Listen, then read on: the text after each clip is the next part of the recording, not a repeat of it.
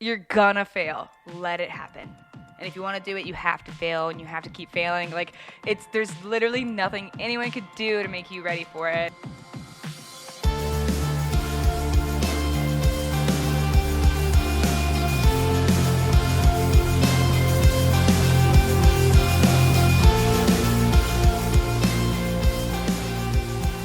Good evening, everybody, and welcome to the What You Don't Hear podcast, the show where everything's made up and the points don't matter.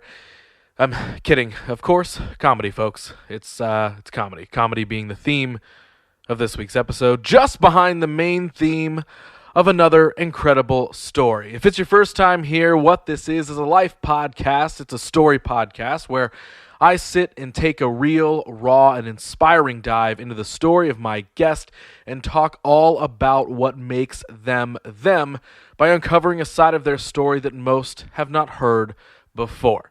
I am your host. My name is Ross Theisen. I'm a creative director based right here in Columbus, Ohio. I'm a maker of many things, but most importantly for this, I'm a podcaster. And maybe for this week's episode, even more importantly, I'm a lover of comedy, which was fitting for my guest this week. This chat is with comedian Amber Falter. It's an amazing conversation, and I'll just say it at the top. I appreciate that all that Amber opened up about in this episode.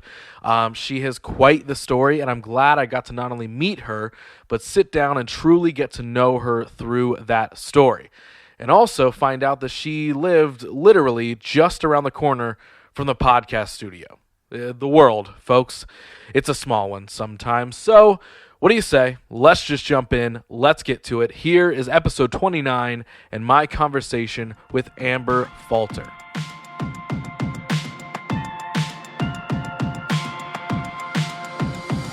Are you ready to jump in? Let's do it. I'm trying to the real thing. Yeah, I'm trying to not Red Bull burp. That's why I tried to chug it and get it out of the way, so I'm not just like, bleh. But yeah, let's go. I don't care. But listen, if you got to let the burps It'll go, happen, then you know what? These podcasts aren't edited, so oh, good. If you want the burps, I mean, they're just gonna happen. So, yeah. Amber, welcome to the show. Thank you. I'm happy to be here. I appreciate that you were down to make this happen, and technically, we're meeting for the very first time. Yeah. Like the absolute first time we are having a real conversation, and we're making a podcast out of it. So I appreciate you being down for that. For sure. Thank you. So I first came across you, I think it was, last year for sure. I guess this whole pandemic thing is like, I don't know how many years it's been since. It doesn't make any sense at all. It's fine. But I watched your set in that virtual event, the online event. And I guess I don't know if that's a bad thing to bring up or I don't know. No, it's not. It's great. But that's actually where I came across you. Was it Rambling House that put it on? Yes. Yeah. Okay. Oh my God. And so yeah, that night, because my roommate at the time was one of the artists that played that night. Oh, cool. And I think oddly the way it timed out, he played right before your set. So we were just hanging out and he was like, let's check out the next person. It's a comedian. And I was like, oh, that's dope. It's, there's musicians throughout the day. And I was like, okay, cool. Here's a comedy set. Oh my God. That's so funny. And so that was the first time I came across you. And then, like I said, I told you before we started recording, I had saw you on a couple other podcasts and stuff like that. So you had always been on my list of people that I wanted to get on the show, and I'm glad that we're finally making it happen. Thank you so much. That's awesome. One of my first things, you sort of cringed when I said the live set. Was that a weird experience? And I guess I also asked that from what was it like doing a virtual set? Was that a completely just wild thing or Yeah. So that was why I cringed for sure. I was so excited about it. They did such a wonderful job. It felt like just doing some sort of music/comedy festival. Really fun to be a part of. And of course, me and other artists were all missing stage time. So right. I was floored to be a part of it. But once I got I was like, wait, I just sit here in my fucking house and talk? Yeah. Like a psychopath? Right. I was like, I don't have a band or anybody I can be smile at, wink, we're so sweet. Right. I was like, me and my fucking dogs, dude.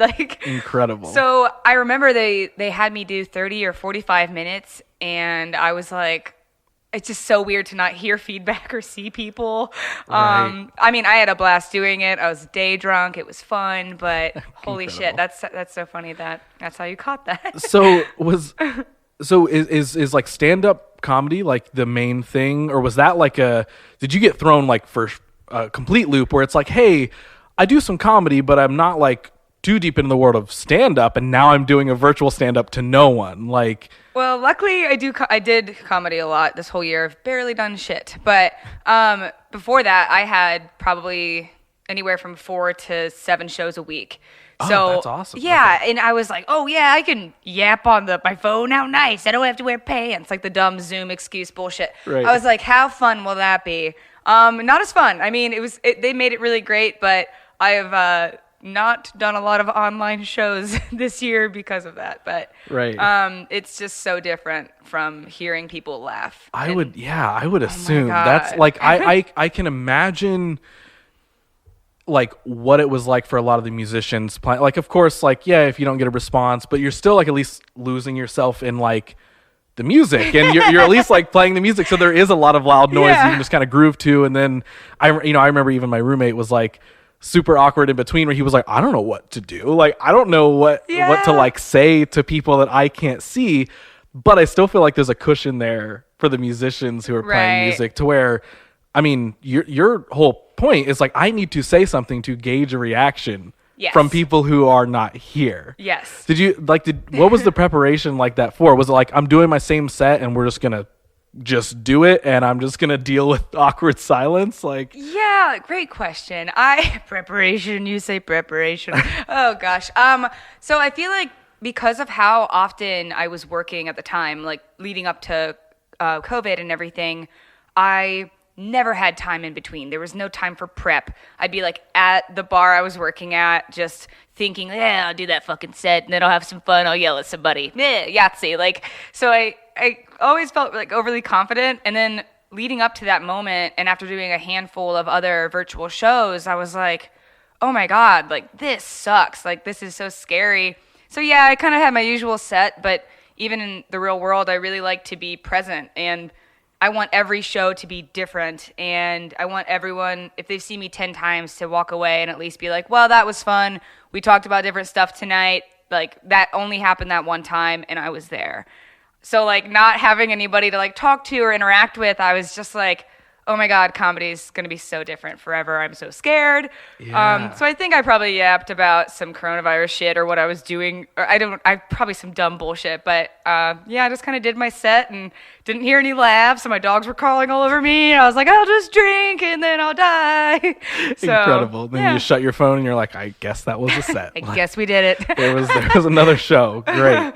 So usually it's like we dive into people's story and do the whole timeline thing, but I honestly want to dive straight into like comedy and how you got involved in that. So like, how long have you been doing comedy for? I probably performed, I kind of say right now I'm 29, but I've probably been performing pretty regularly for like 5 or 6 years, but I kind of got into it, probably when I was like 21 years old, I think. Okay. That sounds about right. And is that like all stand-up comedy, or is it like sketch comedy and making skits and social stuff and YouTube or whatever, or is it like straight to like stand-up is the thing that I want to do? Yeah, I think it was certainly, it started with stand-up, and then I've tiptoed in some other things. Like, people have invited me on to like try to do sketch writing or acting and some other things, but it's always like as an invite. I'm just like, oh, I'll be on stage being a fucking clown unless anybody's got any other ideas, please, God.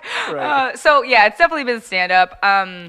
Yeah, I kind of was watching a lot of it in college, and then even before that, kind of like sneaking out of my shitty hometown and like driving to like Scarlet and Gray back in the day, and yeah, getting the big X's on my hands and like drinking Natty Lights out of my trunk and just like going in drunk and 18, and just watching ridiculous open mics. It was cool.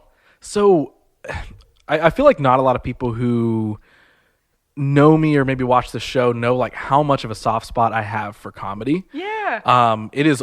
It's always a thing that's in the back of my mind of not necessarily like I want to do stand up, but I just love the comedy culture. And that sounds silly to say of like, well, No, dude, not at everyone all. loves jokes. But like, No. even when I was young, like I was hooked on like anytime stand-up was on TV, like the Comedy Central, like half-hour sets and stuff. Yes. Like for some reason, I was always hooked on those things. And then obviously you get in the shows like, I don't know, your Family Guys, your South Parks, your all that sort of stuff. Like, you know, there's comedy everywhere. Yeah. But I was always like super fascinated with the culture of it. Like one of my favorite shows literally ever, and it recently got put on HBO Max, which made my whole life. Whose Lines It Anyway? Yes. Oh my So God. do you Yes. dig Whose Lines It Anyway? Okay. Oh my God. Like, so growing up, my mom would turn that on and it was just like, what is this silly madness? Like, couldn't wait. My parents didn't care that we watched it. So Right. yeah, I love that. I love that. It was like perfectly in between the line of like it's like kind of mature, but like Yeah. it's also goofy enough that like yeah, the kids can watch it. That was my thing growing up. that. Was like because I think it was on ABC Family Mm-hmm. every night at like 10, and they show 2 episodes back to back. Oh, yeah. 10 and 10:30. That was I was like, I'm closing out my day. I'm watching Whose Line. Like, it's the best thing ever. Which is funny because, not to make a whole Whose Line tangent, No, I love it. but like when I saw that it got put on HBO, I was like, holy shit. Like, I've been waiting for some streaming service to put all the seasons of Whose Line up for years. I didn't realize they were on that, and that's exactly what I'm gonna go do later. 100%. I can't wait. Every single night, it's kind of funny. Like I've almost gotten back into my childhood routine.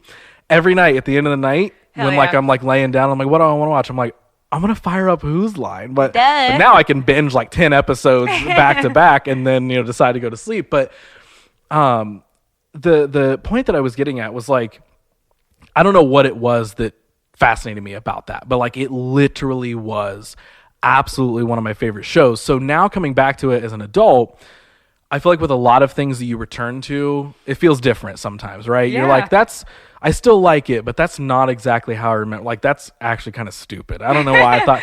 Every movie I've ever loved from my childhood, Right? right? You go back to it and you're like, what did I see in this? Like, Right, you convince all your roommates to watch it. You're like, seriously, it's so fucking. Yeah. Oh God, I'm embarrassed of you're who like, I am. hold on. Like, I don't know. Hold on. Who switched this movie? This is not the movie that I thought. Like, no, this is Titanic. I don't know what you're It's talking trash. about. Like, It's total it sucks. trash. But I was honestly shocked that when I started rewatching Whose Line, it was just as funny, if not funnier now. I'm so happy to hear that. Because, I literally, like we said, like, what is this, like, goofy improv, whatever? As a kid, you're going to think any of that stuff is funny. But now, as an adult, like, I think there's a lot more hidden things in Whose Line of, like, types of jokes that they would make that, Sure. as an adult, you understand differently than when you would have. Yeah, So they it's have like a pool noodle and they start slapping somebody in the face with it, and they're like, "My wiener." Yeah, exactly. Oh my God. The classic thing with like the props, anything pointy they put as nipple, and they're like, "Oh, it's cold in here," and I'm like, Okay. "Oh, I see." But like, You still don't get it? No. Yeah, and I'm like, "Oh, yeah, I see what you like. Your shirt doesn't fit. That's what you're joking about." But like, it was almost like surprising to me, but also an amazing feeling because I was like, "Thank God this show is honestly even funnier than what I remember it being." I love that, because dude. it's just like brought everything full circle to where I'm like, I'm getting my Whose Line fix again. Yes. So for you growing up, was that kind of a similar thing? Where what was it about comedy that hooked you? And I guess what style of comedy? Because I also feel like I can ask you that because if you're talking about comedy with anybody else, I feel like, again, everybody likes jokes, everybody likes funny movies, but with a comedian, I feel like there's probably something specific maybe that attracted you to the culture and the genre. Sure. Yeah. So I definitely went more towards the silly bullshit like comedy movies and stuff growing up. Like I just never did well with horror movies or anything. So like I'd be this is so embarrassing and I love it. I was in 5th grade and me and my best friend went to see Hot Chick 3 times in one weekend. Nice. No, terrible. Terrible. Awful. Awful. How dare you? I can't believe my poor dad spent his money on that. No, but I always found myself being more drawn to those things. And again, my parents didn't have much of a filter on what we were and were not allowed to watch. So I was watching like Night at the Roxbury and like there's this picture I post like every Halloween. I was like in 2nd grade and I had my mom dress me up as like Doug. the Chris Kattan character. Okay. And like I was just like dressed like a little boy with like a silky. It's like no one knew what I was. Like all the teachers were like, something's wrong with you. Right. But my parents were just like super into silly bullshit. So I was always watching SNL with my mom. My dad would tuck me in, and then I'd sneak downstairs to watch my mom chain smoke cigarettes on the couch, and we'd watch Seinfeld. Of course, I didn't understand anything happening in Seinfeld, but I really liked how Kramer walked around. What a silly guy. Right. Yeah, so I was always like, I always felt like I was getting away with something when I was like staying up late with my mom watching stuff like that. And it made me feel really like cool because no one else was watching this stuff. And I was allowed to watch South Park when it came out. And I was like, your parents seem really fucking lame, dude. Like, Right. I'm watching all the cool stuff, dude. Right. I feel like I got that leg up in terms of my family didn't shelter me enough. Probably not enough. But just, always just been, I loved watching all of that. All the old stand-ups on Comedy Central were always fun, too. Yeah. Yeah. So we're going to jump around like so much here. Do So it. I apologize. No. Just to be like, what about this? What about that? But like, what was it? Like, at what point in time were you like, wait, like this is a thing that I want to do? Because again, there's a difference between like, yeah, everybody has that funny person they know. Everybody likes to be funny usually. Yeah. But what was it and when was it, I guess, where you were like, okay, I really like all of this. Like, I kind of want to figure out how I can get into that world. Yeah, it actually was much later. I just found so much comfort in comedy growing up. In my childhood, my parents got divorced in 3rd grade. My mom was like a total addict, and my dad split up with her, and then she like skipped town. So like she'd basically low-key abandon us, like because my dad like didn't have shared custody really, but like she'd beg to see us, and then would just be terrible and like do a bunch of shit. So it was I was so young and so scared of like losing my mom, and she straight up kind of left town. I got real fun real fast, didn't I? So I was always like trying to find this like comfort, which was like just silly movies, and every night I'd fall asleep to like some bullshit like Finding Nemo or Clueless or just something kind of entertaining and something that can make me laugh. I was like such a shy fucking kid after this divorce, and that kind of went through like middle school, junior high, and I didn't feel funny. I wasn't that loud or outspoken or anything. I just was really, really quiet and super fucking anxious for obvious reasons and other childhood fucking traumas. But once I got into high school, you know, you kind of find yourself a bit more. I had more friends that were like fun and loud and silly. So like I was like, oh, I can be funny, and like I make them laugh really hard. Like I'm the funny friend. Like that was like the first time I was like, I think I'm kind of funny. But I hadn't really considered that ever. I was like, I'm not gonna get on stage and embarrass myself. These fucking idiots. Right. So then once I got to college, and then my mom actually died. I dated a shitty dude and went through a horrible breakup, and he was like stalking me, low-key kidnapped me once. We forgive him, not really. Let's hope he got some help. So it was just like all this crazy shit. I'm in college and I was like trying so hard to be independent, and after my mom had left and like going through high school and just feeling so fucking lost and like miserable, and like dated some just handful of like shitty high school boyfriend into the shitty college boyfriend. And I was like, wow, like I was really trying to fill the void of a mother with 2 terrible dudes. That didn't work. Like I don't know what my personality is. I just did whatever these guys thought was cool. Like I would either like watch football with them, or like I was like I just played Halo for like 3 years of my life. I don't even like that boy. Like fuck me. So I was like, what do I like? Like bring it all home, Amber. Like what do you want to fucking do? What brings you joy? And I was in college just like studying stuff I cared about, things I'm still passionate about, but I low-key just had like I've said low-key too many times, and this is why I shouldn't have had the Red Bull. You know what? Damn Keep them it. coming. Oh, God, that's like not even totally a cool fine. thing to say anymore. Can you put the date on this for like 2017 when people said Yeah, that? yeah. We'll toss it back a few years. I'll edit out the pandemic side of things. Like, yeah. Bless you. So I was in college and working at a bar, and I think I had like 3 jobs at the time, and I was like, I'm working so hard, I don't even get to sleep the amount of hours that I want to sleep, let alone do shit that makes me happy. I'm so miserable.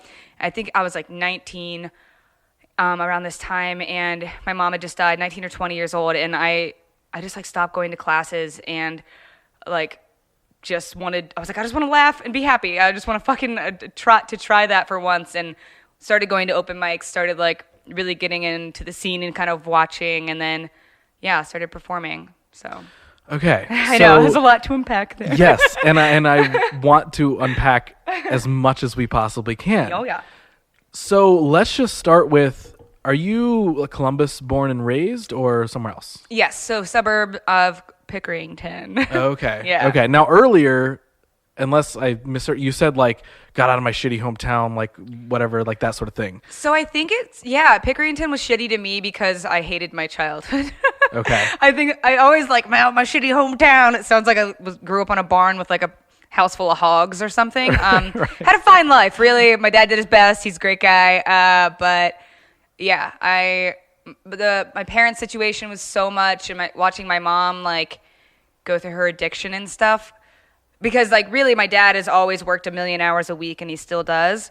So while he was trying to go through this divorce with my mother, like for the benefit of our livelihoods, I guess, but because I have 2 older brothers. But anyway, as he's trying to step away from her, he's still working a ton, and she's the only person I fucking know in elementary school. Like, she's like my only friend, like, because you're a kid. And she very much did a lot of, like, I don't know, Eminem vibes things to me and my brothers. Like, your dad's terrible. And she was, like, off the rails fucking addict, and it's super sad and whatever. But, like, I just, like, relied on her for so much, and then she was just gone out of nowhere. And then my dad is just, like, hanging out. So I didn't, like, I was just so fucked up from all of that, and, like, so awkward at school. And what bothers me now is I'm like 29 years old, and I feel like I'm just starting to like check out what my interests are.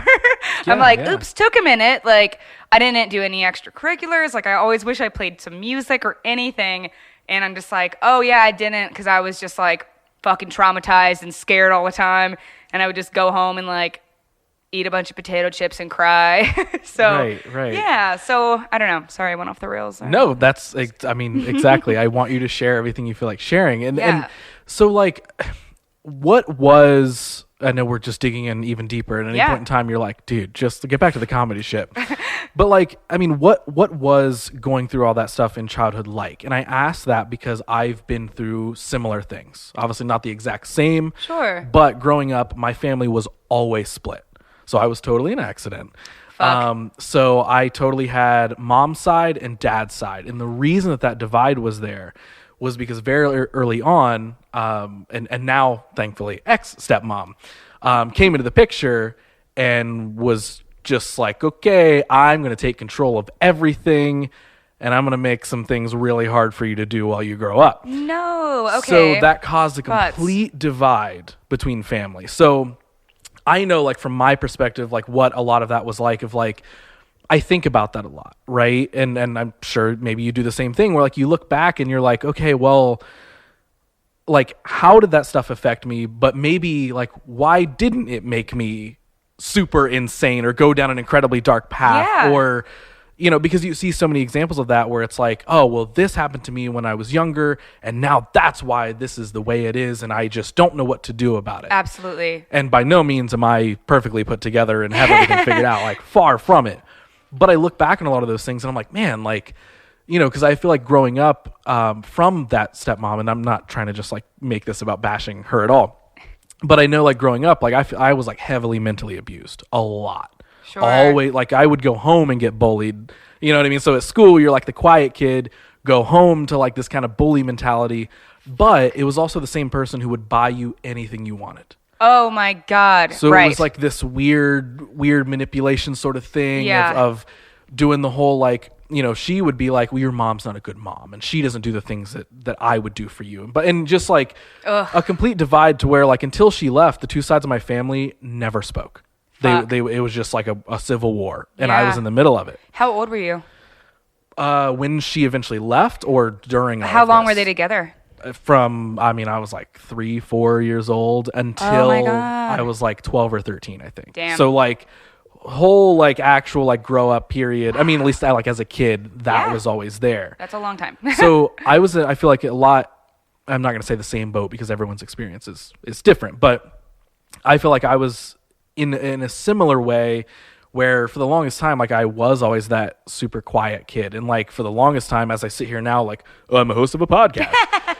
I was heavily introverted for a super long time. Still am, realistically. You're not going to find me walking to 50 people and handing out a business card or anything.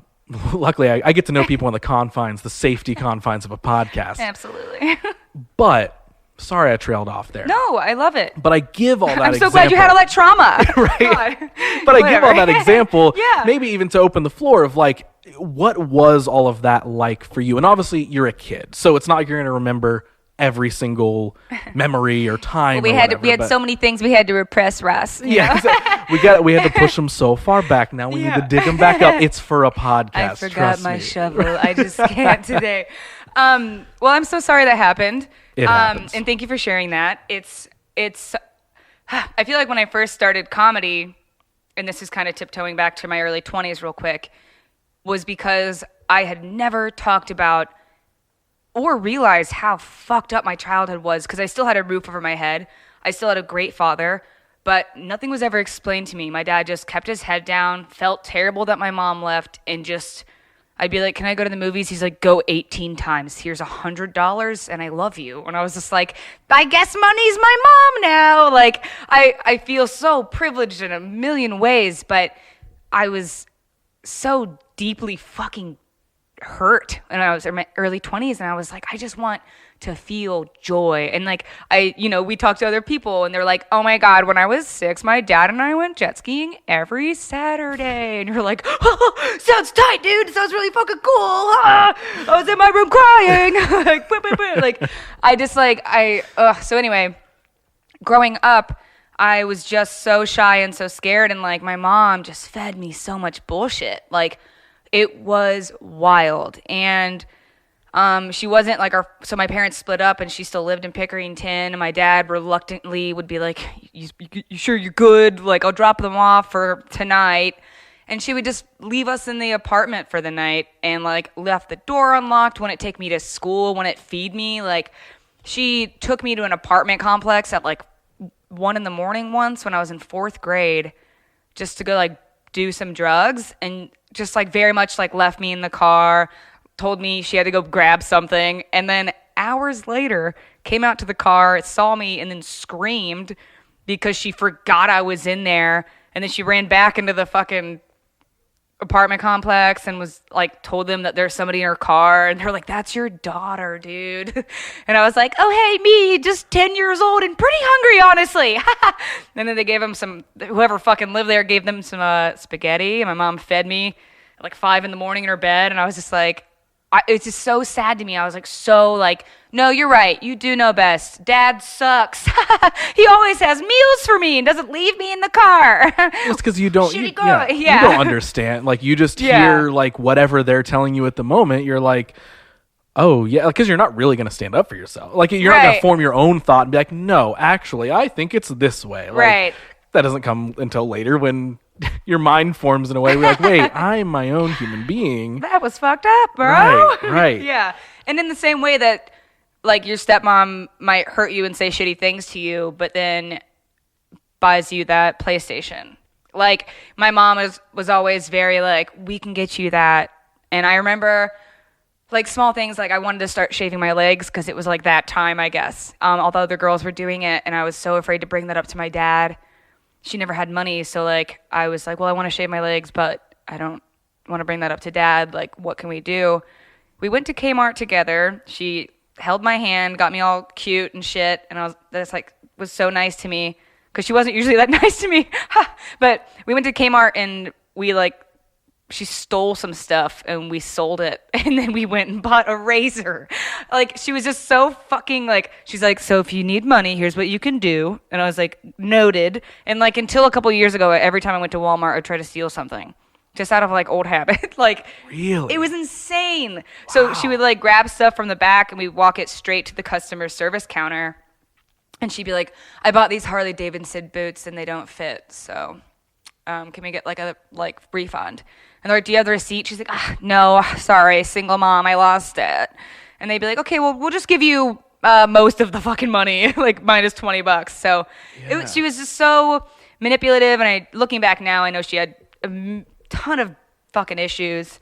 And I feel for her, but like, it doesn't mean it didn't fuck me up. So yeah, I very much reverted to trying to get my brother's approval, and was like, once she like skipped town and stuff, I looked towards my dad and like understood how much he'd done, and I was like, man, like this must have been hard for you. You're pretty cool, dude. Like, so yeah, he was like, all I want you to do is go to college and I don't know, don't die. And I was like, okay, I'll do my best. So he's never asked a lot of us, and it's always been nice, but yeah, it really hurts sometimes looking back and feeling like so much of my childhood was just stripped away from me.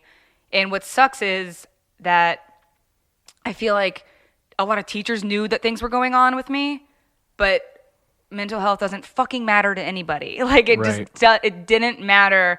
And the few times they tried to get me to go to like the counselor and stuff, like was just so traumatic. Like they would just drag me out of the classroom and put me in a room with a woman who was just crying and screaming. And I was like, seems like she's having a pretty hard time. If someone who wants to counsel her, she seems upset. Right. Like, I'll just go back to my trashy life. Let's not sit everyone in this room and just say, all right, everyone, what can we do to make it better? Like, everyone's problems can be solved with the same Band-Aid. Like, right. It was so bizarre. But I think my mother's abandonment absolutely led me to just dating these couple guys that like were so awful.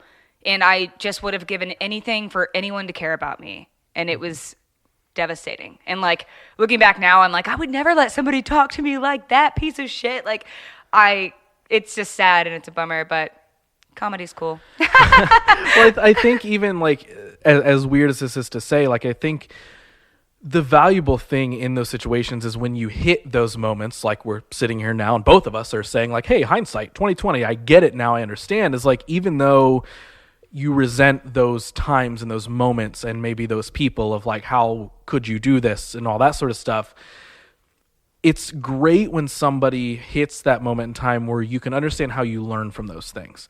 And just like you said, I went and I dated a handful of shitty people because I just needed someone to care about me. But now I can sit and I can identify what I was doing, and then I can trail that back. I can follow the breadcrumbs back to why do I feel that way? Like something for me, even though like, again, I not the comedy side of fun, but like just as a person, I love making jokes with people. I love making crude humor, and like South Park is one of my favorite shows ever. Like maybe surprising to some people, I don't know. But I'm one for making stupid jokes. Love it. Sure, let's have fun. Let's be silly. Whatever. But I also have very like sensitive. What's the term? Like sensitive skin or not thick skin, basically. Where I don't take like jokes well towards me because I immediately dissect them as like, well, what did you actually mean when you said that? Yes. So if you sat and you were like, yeah, dude, so you got your bright yellow shirt on anyway. I'm like, wait, like what? But like, is it stupid? You know what I mean? Yeah. Where I'm like, I know you're kidding, and that's fine. I don't hold a grudge. Right. But in my mind, it processes like, well, what did you really mean? Now, I know that I can now sit and I can trace that back too. I feel like a lot of that comes from my stepmom because I was constantly ridiculed and bullied as a kid. So now, like, it almost helps me process those things of like, okay, if a friend says something that I deem offensive, that I'm like, dude, that makes me uncomfortable. I don't really like that. Whether it's right, somebody can make an argument for like, no, stand up for when you feel uncomfortable. But there's a lot of times where I can now like reel myself in a little bit and be like, you're just kind of sensitive to those things. Like you just kind of get offended about things.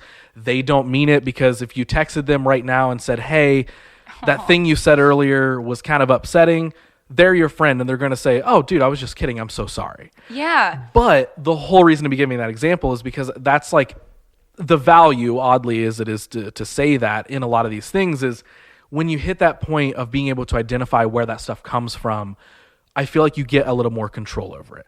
Does that make sense? Yeah, no, absolutely. And I was just about to say, like, those insecurities that you still have from your stepmom, like, I'm so happy that you can identify those, but it is still so fucking frustrating because like I have those same things. Like my mom, I remember singing in the car when I was a little girl, and my mom like bitched to her boyfriend about it, and she's like, "Oh my God, you think you're going to be a singer?" And I wasn't going to be a singer, but I was so, like, having your own mother shut you down in that way, like it just killed my confidence in anything, like in literally any fucking thing forever. And it's like, sometimes I think back to that. I'm like, why am I getting anxiety about the way I'm wrapping this Christmas gift for a dog? This is so stupid. Yeah. Fuck, man. Like, but yeah, it's so important that you can identify those, but it's also a bummer that we have to take the time and energy to assess those feelings and like calm our little dumb bird brains down and be like, it's okay, they didn't mean it. Like, right. But yeah, it's interesting. Well, I think the extra valuable thing too is like, I feel like it heightens your awareness of if you're ever doing that to somebody else. Holy shit, yes. It's like that classic thing of like, if you go through something terrible, you understand how that felt. Yes. So you never want to make anybody else feel that way. You know what I mean? So like, I have a small story on how I treat other people and why, or how I try to. It certainly has a lot to do with I'm a sensitive person. So like getting into stand-up was a nightmare. I used to not eat anything before shows. I would just be on edge, like nearly vomiting all day because of my nerves. And I was like, if I fuck this up, everyone's going to think I'm so dumb. Like, I just felt like the stakes were so high, and they're not.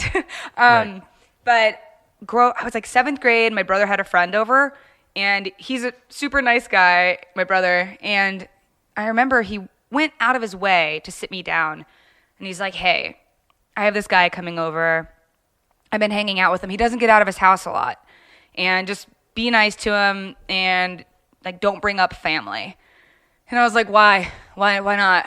I was like, yeah, I mean, I can handle this. I'm like a 14-year-old lady. I'm very mature. I was like, okay, what gives? And apparently this kid had gotten in a car accident with his mom, dad, and siblings, and he was the only survivor. And then, wow, what did I fucking do? I'm talking to him later, and my brother, like, it's like my brother had like a little party, and I was like, getting to know him, and I was like, I'm so nice. Like, look at me talking to this person. And I ended up asking him if he had a fucking brother, because he reminded me of somebody in my class at the time. And he just shut down, and my brother heard me, and from across the room was like, you fucking idiot. And I was like, okay, here it is. From the rest of my life, no matter what, everyone I meet, I'm going to pretend like their entire family burned in a car. And that's how I'll be nice, I guess. That'll just be what I assume. So that's how I approach new friends. Incredible. Awful. Well, now I know why you haven't asked about my family so far. You're not like, hey, I saw the burn marks. Like, I didn't want to bring it up. Let me know, yeah. And you say that, and I'm like, burn marks? What looks like I burned? I'm just kidding. So you know, we're talking about dealing with all these things. Obviously, at some point, again, we're sitting here now, and we're saying, hey, learn from it. We understood. We can identify those maybe toxic traits that we were taught to carry on or just got embedded in us by accident, whatever. Yeah. So are you like introverted like a long time growing up, like going through school, and especially like you get into high school, and do you have kind of a break out of your shell moment a little bit? If not, of course, not shedding all the issues that were there, but hitting that time where you're like, okay, I'm starting to find out who I am? Or do you feel like you were kind of like tiptoeing on that, but like caught in this kind of cycle of, like you said, I went on and I just dated shitty people because I was looking for this in return and all that. So I guess carry me through like what was like kind of the rest of growing up like thus far. Yeah. Oh my God. So it gets sad again. But I like in high school kind of dated this guy, and his family life was just so different. I was like, hey, my mom's not really around. It's really hard for me. And he had this like just super family, you know, they just did shit together. They had every dinner together. They went to church together. I never went to fucking church. My parents were just barely making sure I ate, you know. But I was just like, it took me like, I think I dated him for just a year, but I remember getting to the point where I was like, oh, you'll never understand. Like, your parents are just always here, always supportive, love you unconditionally. Like, I was like, you'll just never understand my life. Or like, he was just such a shitty dude too. And the way the dad treated the mom really reflected how he treated me. Like, he was just very much like, Mary, sandwich. And like, she would just be like, oh, get off the couch, make a sandwich. I was like, bitch, I'm never going to make you a sandwich. I will never run to you like that. But it was sad because I was just like a teenage girl supposed to be having fun. But I had like a friend in high school, and she was just so loud and so fun. And we were like making plans to go to college together and all this stuff. And tragically, her stepfather murdered her. So, like, right when I met this friend, and I was like, okay, like, my mom left, who cares? Like, I'm going to go to college, and I'm going to, like, be fun and louder, and I was, like, going to sign up for tennis and all this shit. I don't play tennis. I was just, like, really excited to, like, I felt at that moment, and I was, like, a sophomore, and I was like, oh, man, that's healing. Like, there's been some time in between all these things, and I just want to fucking move on. I have a great family. Like, I'm so lucky. And then my stepfather, my friend, I dropped her off at her house, and then that night her stepdad, who was abusive, went into a fucking rage when her mom was like, hey, I want to divorce you because you're crazy. And he shot them both dead and then killed himself. So then I went back into this like depression of like, oh, like I was just feeling kind of good. And I felt so hopeful, and like it was just like my best friend, and we were gonna go to college together. And then I was like, well, fuck me. I guess I'm just doomed to be sad forever. So it just like it was such a kick in the dick, and I was so bummed out. And I ended up graduating from high school early because I was like, I don't even want to be here. Like all my plans I had were shattered, and now I'm just a sad sap again. And I just went straight to college after that. And I think in college, like being forced to make new friends in that kind of way and realizing like just there's so much imposter syndrome like day to day with me. And like I was like, I also deserve to be here. It doesn't fucking matter what my past was like, or like if my mom was around, and my mom is maybe not coming to campus every weekend with lattes, but I still deserve to be here and make friends and do cool shit. So I think that's when it really turned around for me, working at like a lot of bars and restaurants and just like going out with people who were like, we don't care, we could die to fucking tomorrow, let's just go get drunk. And I was like, yeah, that's fine. Cheap thrills, baby, bring them on. Like, right. I don't care, we're all gonna die. I think I just got so like freaked out by like mortality when she had passed away in high school, and I was like, oh, just like that, huh? So it took me a while to grieve that and get over that. But then when I was in college, that's when my mom had passed away, but I hadn't seen her since I was 15. It was very complicated. So like every time I felt like I got a leg up, I felt like I just got hit with more. Yeah. And I think after a while I was like, well, most of my life I've been miserable, and I can like really fucking lean into this and just like live like this forever and let my ex from high school be right. 'Cause he always told me, what a great guy, you're gonna love this. He was always like, you're gonna end up like your mother. And then she died from a million drugs and abusing her body for years. And I was like, well, I guess at the very least, I can just like live my life to prove Matt wrong. Like, I'll just like, I was like, I guess I'll just do a little bit better than that, 'cause fuck that guy. Yeah, I don't know. And then I kind of got, after so many years of just feeling so bad for myself and all that shit, I just was like, well, I guess I'll just try to be happy. So, right. Yeah. So right. That was kind of my fun little shitstorm of events. But yeah. So, first off, props for making it through all of those things. Thank you. Of course, everybody goes through tons of things, but sometimes I think it's nice to hear like, hey, good job for doing that. And also thank you for being so open. Yeah. On a freaking podcast. And we have met for the very first time. So what, and again, we can talk about whatever you want to talk about. Yeah. What was it like when mom passes? And you said it had been a long time since you had seen her. So was it like kind of so far removed? Like obviously there's probably a default setting of like, if anybody close to you passes away, there's something. Yeah. Was it something where you were like, it was just kind of that default setting of like, that's my mom and that's not fun. I'm not necessarily stoked. But I can kind of quickly move past this. Or was it like, okay, that's not the next chapter in our story that I needed. I would have rather just known that she was somewhere else and we were just kind of separated and that was it. And now the idea of that just, that person no longer exists and I don't know how to, you know what I mean? Yeah. Oh, it was insanely interesting. So 3rd grade, they divorced. She runs off for over a year, I think. And then like around middle school, 6th or 7th grade, she like calls my dad and she's like, hey, I'm good. I'm cool. I'm not doing drugs. I'm in Florida. Please bring me my fucking kids. He's thrilled. So this is the last time I actually saw her. And I was like 14 or 15. My dad flew us all to Florida and we were going to be there for 3 nights. And day 1, like he gets a hotel right next to hers. He's like, all right, call if there are any issues. This is weird.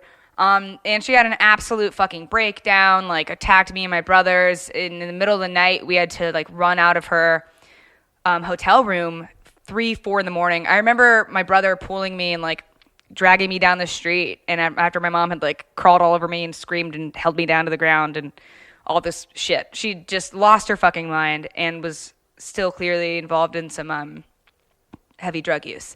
But I remember my brother dragging me down the street to get me back to my dad's while my other brother fought off my mom. And I was like, I feel like this is going to be the last time I see her. And then I was also like, Daytona Beach, Florida looks a lot like Grand Theft Auto. And I really wish I could just play Grand Theft Auto right now because I'm scared. So that was the last time we saw her. Then she like called a couple times afterwards. And that's like, my dad was wonderful because in a lot of ways with dealing with this, because he was kind of like, well, you saw why I tried to protect you from her, I hope, and you guys are adults. Make your own decisions about what you want with her, but she might not be around. So after that incident, I'm like 15 or so, and she just kept calling me, and she always sounded so fucked up, and that was like the first boundary I ever drew for myself, and I was like, hey, you hurt me, and you bother me, and I don't think you give a shit about me. Can you please stop calling? I was like, I just can't take it. I was like, it's been so hard for me. You're all I've ever cared about. And as like a 15-year-old girl, I think I was just like, I guess I just don't want to be hurt anymore, Mom. Like, so from that time on, she was like, okay, fuck you. Like, bleh. And then she called me when I got my lip pierced a couple years later to tell me I looked like a whore. And that is probably the last conversation we had. And then at 19, some guy that she was sleeping with in Florida called my brother and said, hey, are you Donna's kids? And he's like, yeah. And he's like, well, she's dead, so...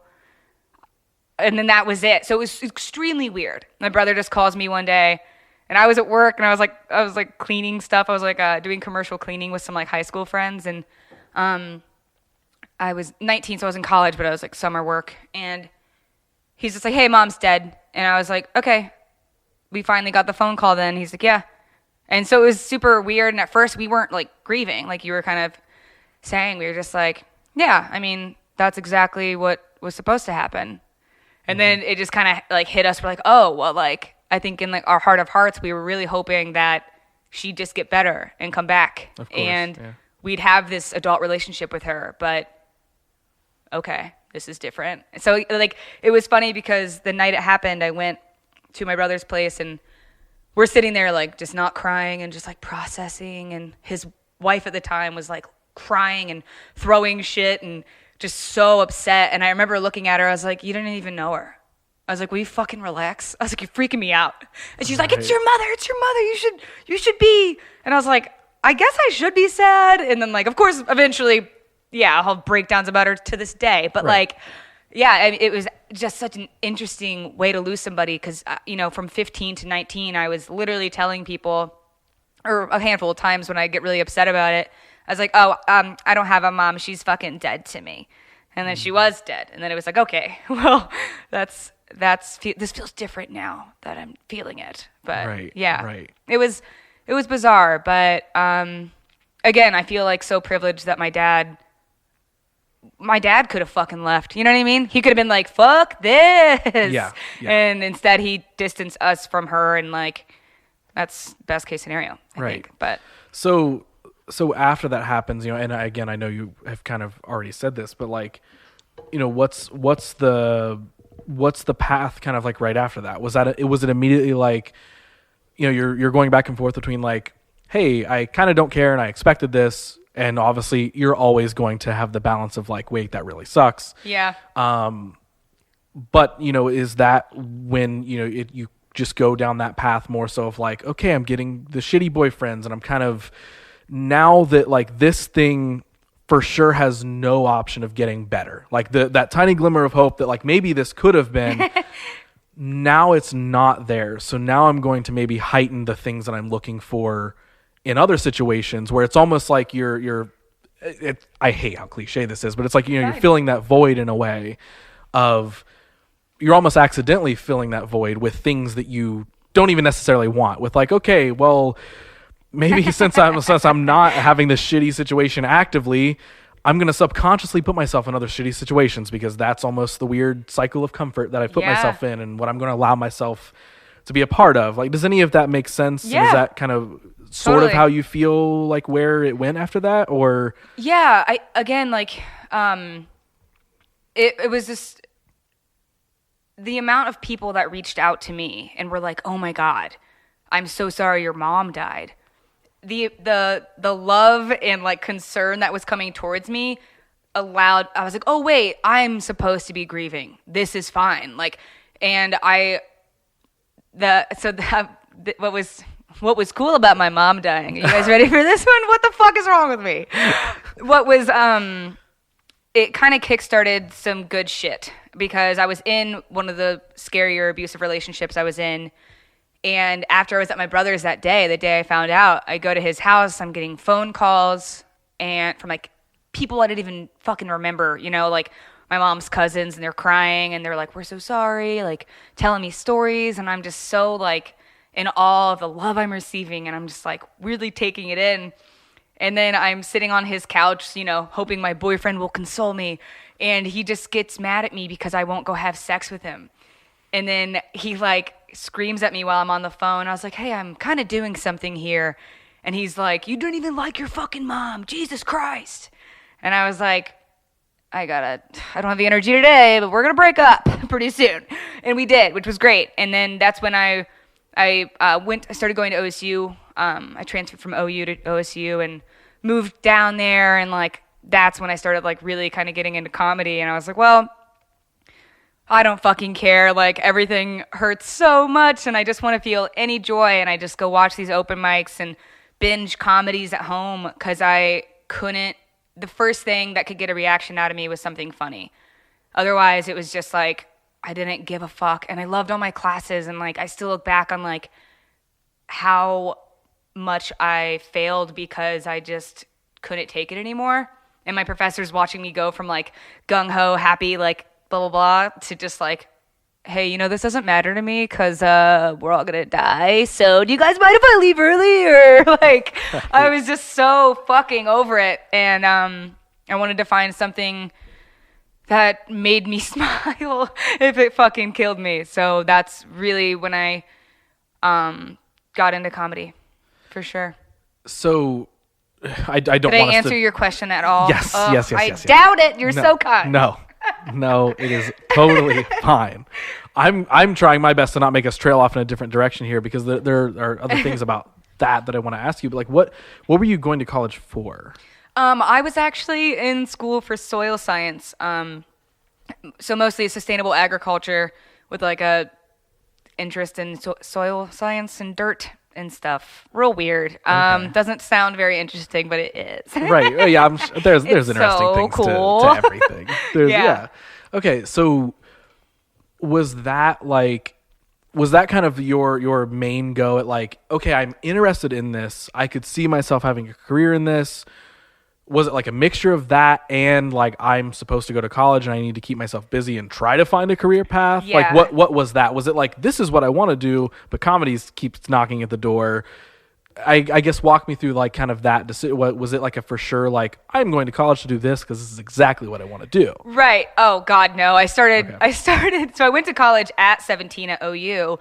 And what I didn't realize was I wasn't old enough to do like rub rocks together in chemistry class. Like it was like, no, you're 17. You need like to be an adult to pour water down the sink. And I was like, this is bullshit. So I was like in OU or going to OU at the time and just writing papers for my whole like freshman year because I couldn't like be an adult, I guess. So that was frustrating. So when I got to OSU, it was exciting because that's when I found out that I was more interested in sustainable agriculture and all that. When I first started, I was like going for Spanish. I couldn't speak any Spanish to you right now. I studied for 6 years. If you don't fucking say it, you don't remember it, whatever. But yeah, my family is kind of in the food system industry. So I got very into like the sustainable agriculture side of things, and then more specifically dirt and soil science. But mostly in terms of like conservation and like the old ways of farming and people depleting soil. And I was super into it. I mean, I still love it. It's still shit I care about. But yeah, a lot of the motivation was the one thing my dad had ever asked of me was to go to college. Mm-hmm. And I was like, okay, here I go. And I'll go, but I won't finish. And I fucking went full-time and then part-time and then felt too proud and would like bartend to death and then go back and go to school. And I could never find that balance of like, I'm having fun in class and I love my job and I love myself. I was like, I want to die every time I wake up and then going here sucks and everyone's smiling and I hate them. So that's when I was like, I just need to and deserve to do something that makes me happy in the slightest. And if I was this mentally stable person with maybe a little bit nicer of a childhood, a little bit less trauma, maybe I'd be a fucking scientist right now, but I'm not. So, oops. Well, so what was transitioning out of college like? What was like even the decision making process of like, okay, I'm gonna officially like I'm not doing this thing. I'm not gonna get that piece of paper. I'm gonna go do this instead.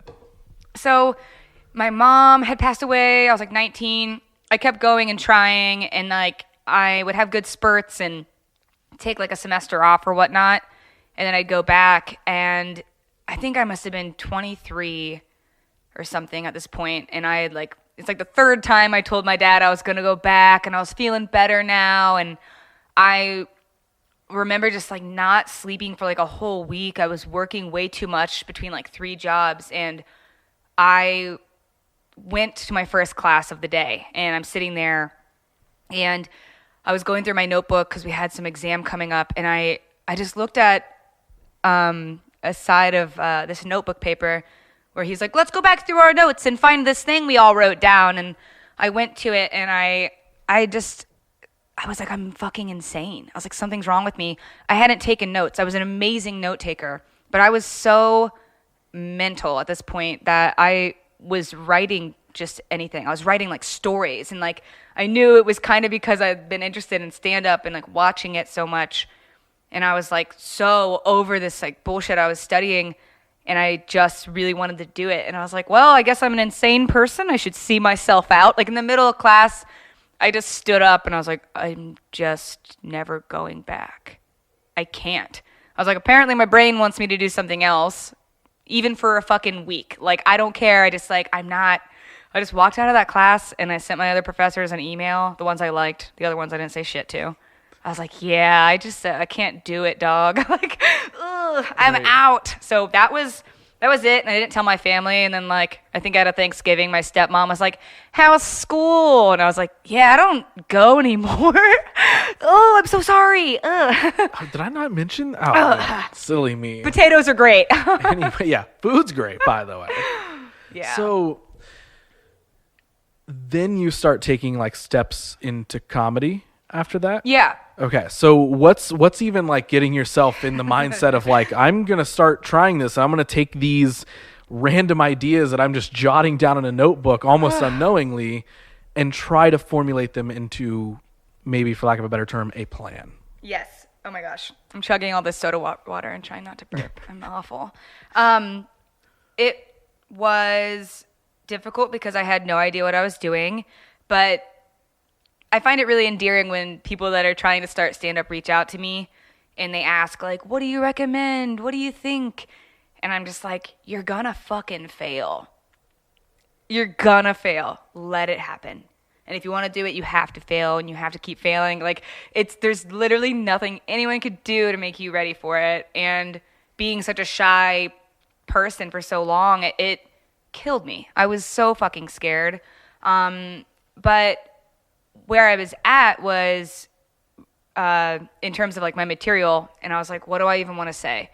What could I possibly have to fucking say? I'm just so full of like anger and sadness, and what I was finding the most funny was like really dark shit.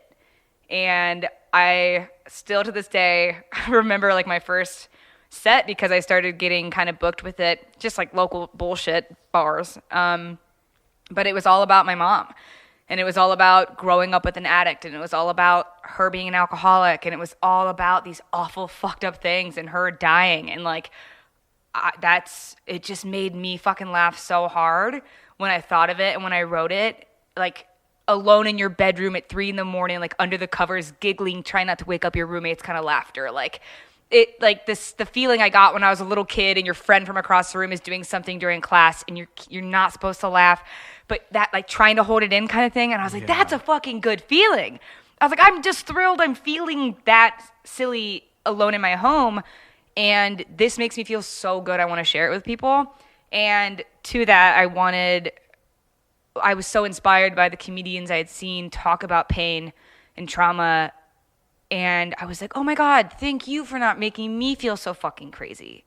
I'm so glad you were a college dropout. Like, fuck yeah. Like, I just love that I don't feel so alone in this like moment and in this situation and in this life that I'm living. And I dove headfirst into this like dark material. And it was very scary, and being a girl was different. So, you know, it was very male dominated, and that's fine. But, you know, there's not a lot of other women around to tell you how to approach those situations. But the few that were, thank fucking God, because I still look up to them and they very much guided me in a lot of, great directions that I'm so grateful for. But right. Yeah.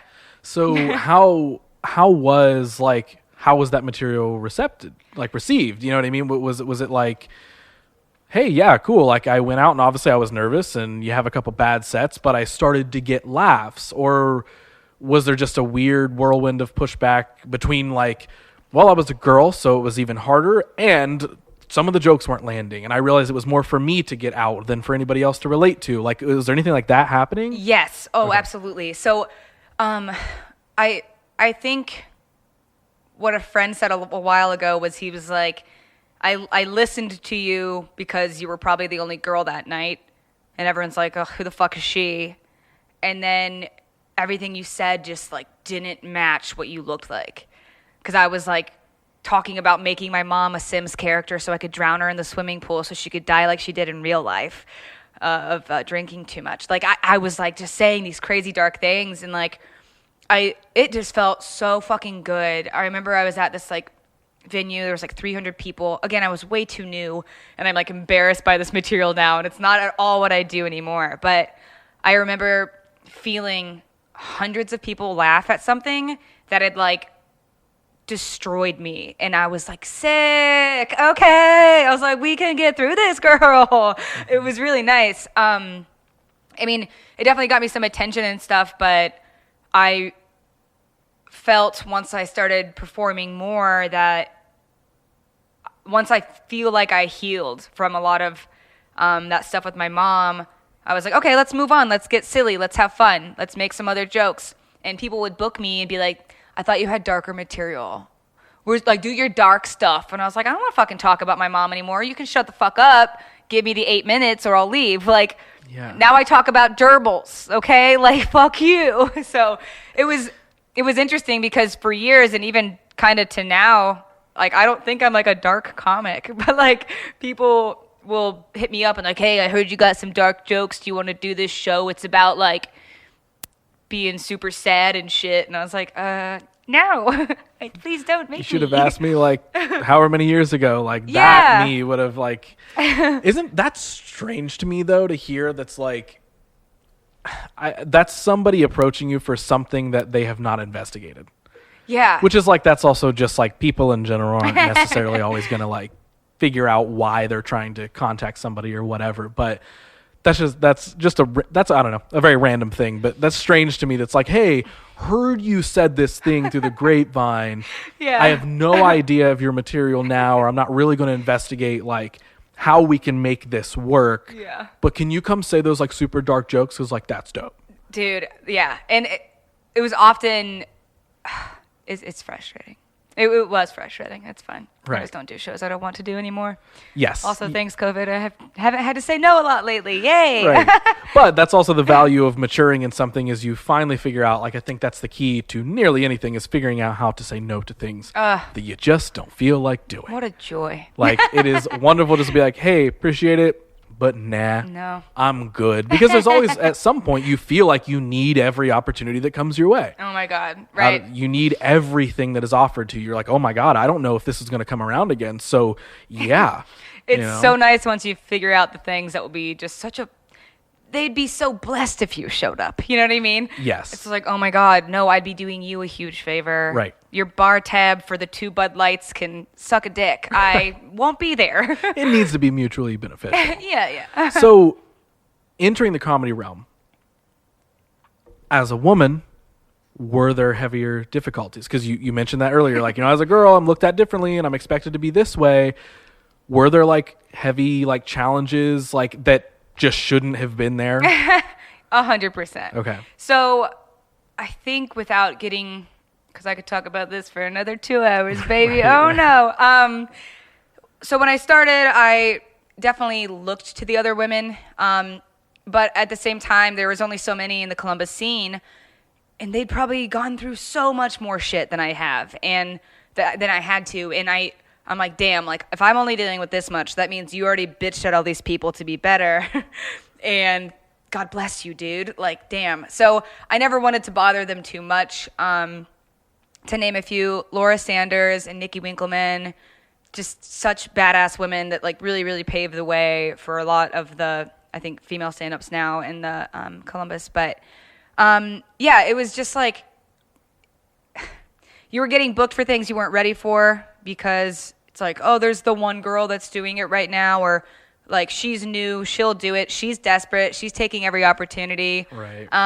It was just always being like the girl on the show, which was frustrating. Yeah. But also just like the way that you get treated on those shows, and it's such a vulnerable fucking thing to show up there and then be the one woman in the green room, and then in front of you, the people talking about how much they're getting paid. There was something I went out of town for not too long ago, before COVID and whatnot, but I traveled, like, I was so excited. I thought the paycheck was decent. I was doing more time than most of the guys, and it turned out they were all getting paid double and more.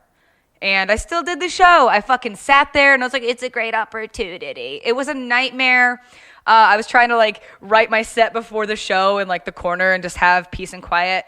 And all these dudes just walked up and just dick level with my eyes. All their fucking groins just like, bleh, bleh, bleh, bleh, bleh. And I was like, this sucks. This sucks so much. It was just so frustrating. I was like, all of you could just have your fucking peace and quiet before the show. And I just, why is this happening? I'm getting paid so much less. Like, there's just so many small ways that I felt shit on over the years. Right. But with all that being said, I've taken huge mental notes in every room I'm in. Even if somebody's just booked with me and they treat me weird, I'm like, fucking noted, dude. Mm-hmm.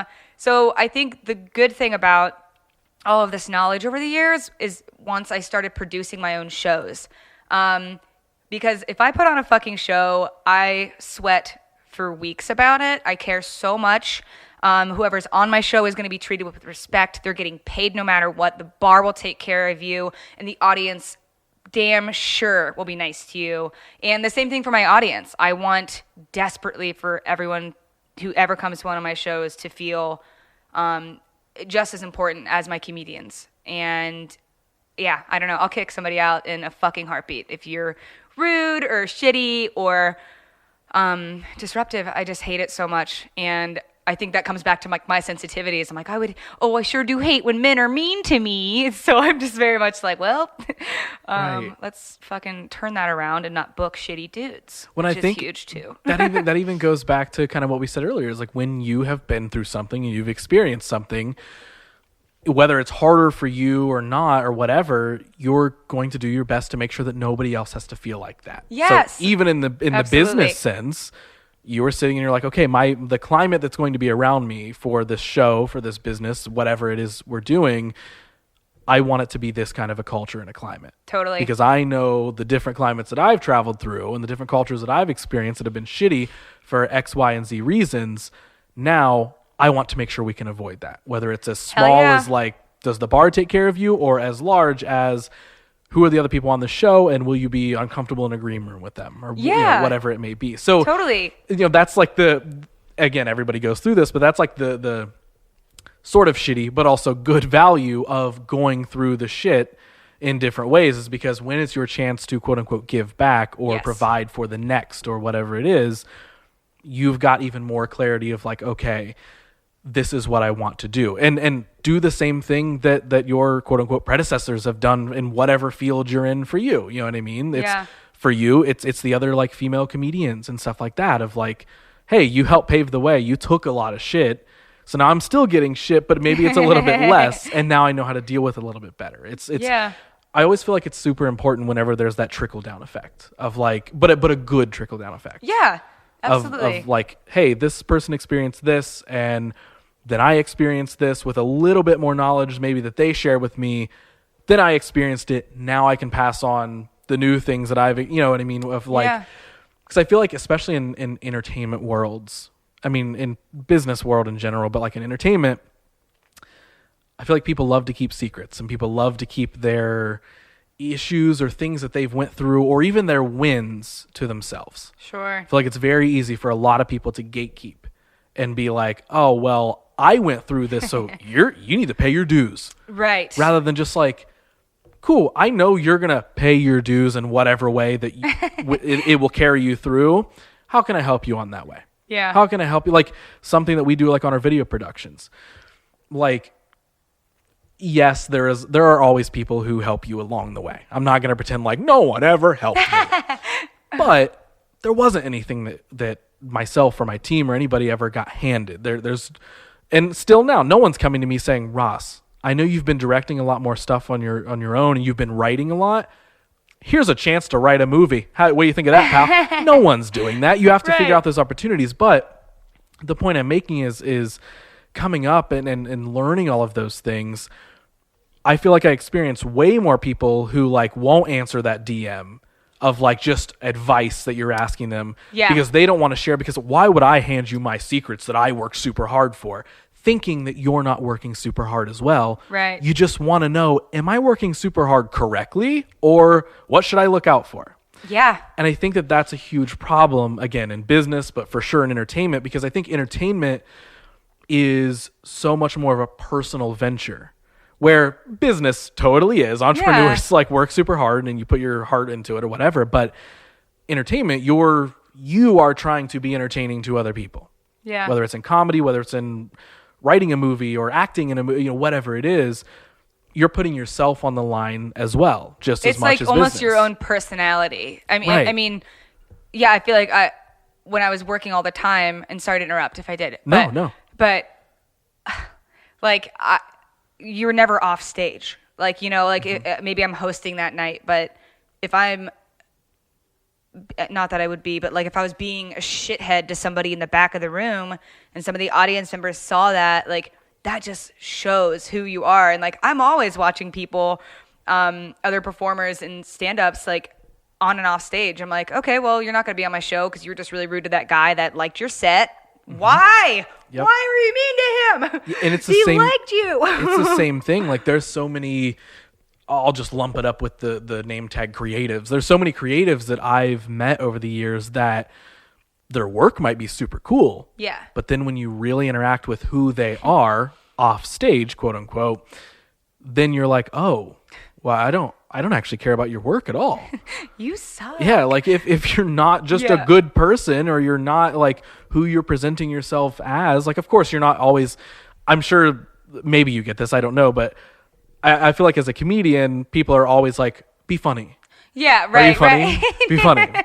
I thought you were a comedian. My brothers always say that to me. If they piss me off and I don't laugh, they're like, I thought you were a comedian. Is Sorry. everything funny? And I'm like, But it's like, so it's not that you always have to be on in that like persona, but again, you need to like not be a nightmare to be around. You need to just be yourself. And I think there's always value, again, in the entertainment world, where whatever persona that you're carrying or presenting, I feel like it's always best when it's a version of you with the volume cranked up to 10. Yes, I love that. Like when it's something in you, it could just be a piece of you. It doesn't have to be actually like everything you are all the time.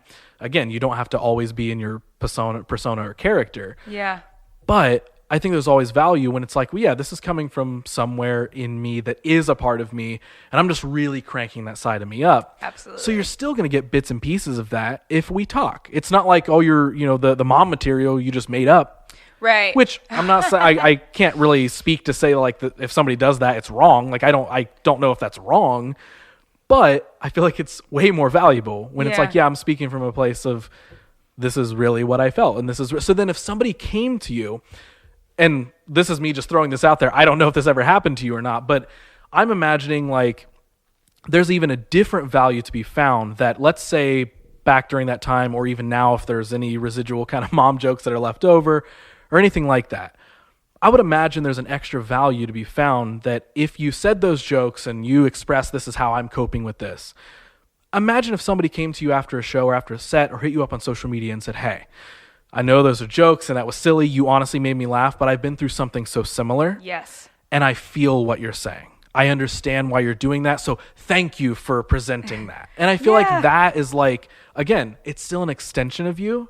So it adds an extra value. It adds that extra connection that you could have with somebody who maybe laughed or maybe just enjoyed your set or whatever it is. Like, and I'm not saying everybody in the world reaches out to somebody who they appreciate or whatever, but if any of those moments are created, I feel like that's, again, so much more valuable because there is a vulnerability there and an authenticity, I guess is the word that I just haven't said that we're kind of describing. You crushed it. It's, I think, super important to be authentic in whatever it is you're presenting. So even if you are leaning into that, like, I want to be entertaining, it's still like, well, what version of that are you being? What version of yourself is that thing becoming? Totally. With this podcast, not that this is like the most like entertaining thing in the world, but I have these conversations with people when there's not cameras and lights and microphones. Right. These are the conversations that I love having or love hearing in general. So even if I'm not talking to somebody on the podcast, if somebody hits me up in DMs and is like, here's this thing, let's talk about my life story. Okay, great. Yeah. Great. Let's do that. Way more fun than like, how's COVID for you? Yeah. Like, what's it been like? Look everywhere. That's how it's been for everyone. That's what it has been like. Yeah. Sorry for the whole, I took us on a whole I love it. Side tangent thing. No, but I mean, that's how comedy kind of initially spoke to me when I was in my darkest moments and like dealing with all of my like depression and anxiety, and then seeing people do stand up and say like my childhood was garbage. And like, I know Morgan Murphy, she had an album before I started doing stand up, and she talked a lot about her mom being a total shitty person to her. And I was like, damn, sick. Like, sorry that happened, but like, thank you for saying that. And I didn't reach out or anything, but that does mean a lot to me when people, or performers at least, can feel comfortable enough on my stages, if I do put on a show, to kind of have express those feelings, I suppose, and say those kind of like scarier jokes that might not work in like a comedy club or something. One show in particular that I started with Pat Deering a few years ago, it's Stand Up for Choice, but anyway, it's such a supportive show, and the audience that has shown up over the years has been amazing and kind, and like people have got on stage and talked about their abortions and their experiences with rape, and it's unreal. Like, there's been just as much crying as there has laughing in that room, but what I do love about it is the audience is so receptive and loving. And I tell all the comedians that when they get there, I'm like, fucking let it all out. Anything you've ever been afraid to say, fucking say it. Yeah. We're here for you. I'm encouraging it. And you're safe here. And there's so many rooms, like, I mean, whatever, if you're like touring and stuff, like, you're not going to want to say all that to a bunch of people. But it's been really cool to see people that really open up on that show. Yeah. So, well, no, I literally feel that so much because like, everything that you just expressed of like, hey, go let it out, say something you wouldn't normally say. That is this. I love that. Like that is this platform that like, sure, I'm going to have a videographer on and we might talk a little bit more about like video and creative business or whatever. But like realistically, I want to talk about all the other things. You're my therapist now. It's a trick. I've tricked you. Listen, the thing is, fully accept it. I don't have the credentials to be a therapist. And I don't have the money to give you to be a therapist. We can still make the trade of I love the conversations and I love talking to anybody about anything. So I'm here for it. But that's literally like, it's even funny you say that because there have been a handful of people who, after we get done recording this, they've been like, that felt like a therapy session. Aww. And like, that's genuinely the coolest compliment that I feel like I could get because I'm like, yes, like I told you even before we started rolling, I don't want this to be a Q&A. It's not a tell me this and tell me that. What's your top 3 favorite jokes and see you later. Like, I don't want it to be a Q&A. It's just an open conversation and a platform, if you will, of like, whatever you want to say, you can say it here. Whatever stories you want to tell, you can tell it here. So I 100% feel that of like, I love creating that culture. Yeah. I love putting that out there. And something else that you had said in there of like seeing like your example of a comedian like really opening up and you kind of making that connection, it actually unlocked a memory that I kind of forgot about. I think maybe the first comedian that I had heard, and I listened to his special, like I downloaded it on like my MP3 player. Oh my God, I can't wait. And I remember listening to it so many times because his story was like really, really open. Do you remember his name? Yes, I do. Okay. I don't follow this comedian now, so if he's done anything crazy, folks, I'm sorry. I don't follow him that much. I have not kept up. So if he's a different person. So many names running through my head. If he's a different person, I genuinely don't know. I don't know if you ever heard of the comedian Christopher Titus. Yeah. Okay. So again, Awesome. like I said, don't know what kind of person he is now. Did you watch his show? Yes, actually. I forgot that he had a show. I know. I almost blacked it out. Not for any reason. Right. He's like in that room with like the light bulb and he's all tall and looks like a velociraptor. Yes. I it was forgot like about funny. I think. I don't really remember. Well, and that's how like whatever how coats work apparently. Jesus. I'm hot. Like I can't get this I'm off. cold and I don't know what to off. do. But I remember one of his specials. I don't remember what it was. This was a long time ago because I was like early teenager probably. Oh my God. But he shared his entire story and he had a like wild like growing up and family and drug issues and split family and all this sort of stuff. And I just remember like that sitting with me of like, wow, like, okay, yes, he made jokes out of all this stuff and it was funny. It's enjoyable in that sense. Yeah. But he really, really shared his story. And it was like the first example, at least that I can remember, of somebody like really using like, here's my true story that, of course, maybe you fabricate some things for the set always, right? Sure. But it was really based in like things that when I was hearing it, I'm like, oh, this is an uncomfortable thing for you to talk about. Like you're talking about some like deep things. Yeah. But it was like one of my favorite specials. Like I said, I downloaded it. It Oh saved it on my God. MP3 player at that point in time. So good. And would listen to it all the time. I listened to it enough that I literally remember his like a part of his opening monologue. That's how much I listened to it. And that actually made me think of something else. And I'm taking us all over the place here. First of all, just mental note, please tell me which special it is because I want to listen to it now. Yes, I will. Figure it out later. Honestly, once we're done here, I'll literally just like Google it because I know it's one of his older specials. Sick. But another thing, and this is like we're kind of still in the comedy world here of like specials and what those things mean and people really sharing authentic things. I feel like some people hate this comedian, some people love the style of comedy, but Bo Burnham. Yes. Bo Burnham has a special, I think it's Make Happy, where I hate being that person, be like, well, if you really understood it, you'd know. But that's a special, in his style of comedy, it is kind of like, do you really, like, do you hear what he's saying? And there's, at the end of that, he shot a skit that literally, I think every time I watch it, I cry. Oh. I'm an oversensitive person. I don't know if you've caught on to that yet or not. I love to cry. I'm super overly sensitive. But all it is like he has done his whole special, right? And the title is like Make Happy. And so the idea is like his closing line is, thank you so much. I hope you guys are happy. And like that's the end. Ugh. So that's like the ultimate, and it's right, because it's the ultimate sum up of like, not even, I'm not pursuing a life of being a comedian, but I'm pursuing a life of trying to entertain or share things with people and do something. You're being creative. Yeah. That is a sum up of like anything you do as a creative that you share with somebody, is you kind of put it out there, you share it with them, you whatever. That's kind of a good like ender line for nearly anything. You could always just say, thank you, I hope you're happy. I hope you enjoyed what I made for you, because it was hard for me to get to this point. Sure. It was hard for me to make it and get it out there. So then the further thing after that, he says that and I'm immediately like, oh, I'm thinking like, wow, you're like connecting with me. Then what happens is the whole scene after that is he walks off stage and they do a transition shot. Obviously from my production brain is like, I know how to do that. But they do a transition shot where he walks through the darkness of the stage curtain and he's now transitioned into a room. So it's not like a green room or anything, it's just a room.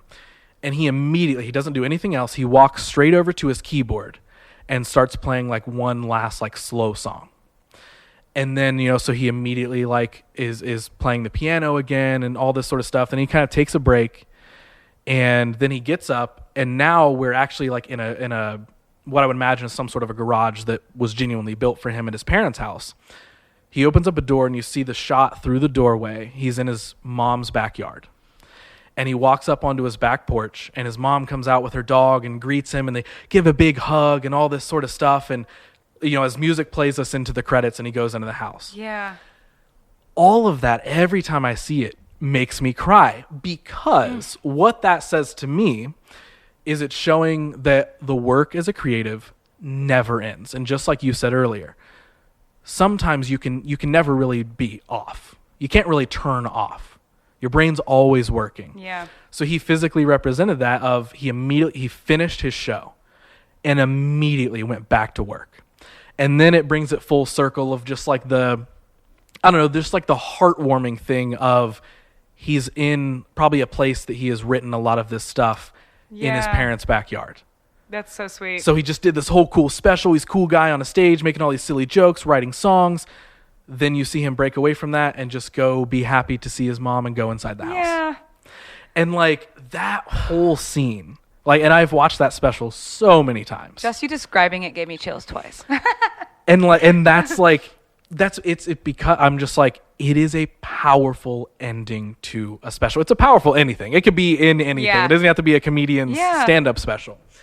But seeing things like that, I honestly kind of forget the original point that I even brought that up, other than I just wanted to tell you that and share that, because I'm like... No, I need to rewatch it, because I might have even not watched the end. Right. Like, and a lot of people probably are like, all right, that's the last joke, and like turn it off. Yeah, he said the last joke, I am done. But it's like, that is almost maybe my favorite part more than the entire actual set. Yeah. Because I'm like, I just, again, I hate to be that way, but like, I see what you're saying. I get it. Yeah. And even if he could just be like, dude, it was just a scene, it's open for interpretation. Well, great. My interpretation made me feel something. Yeah. And now I'm connected to you more. Yeah.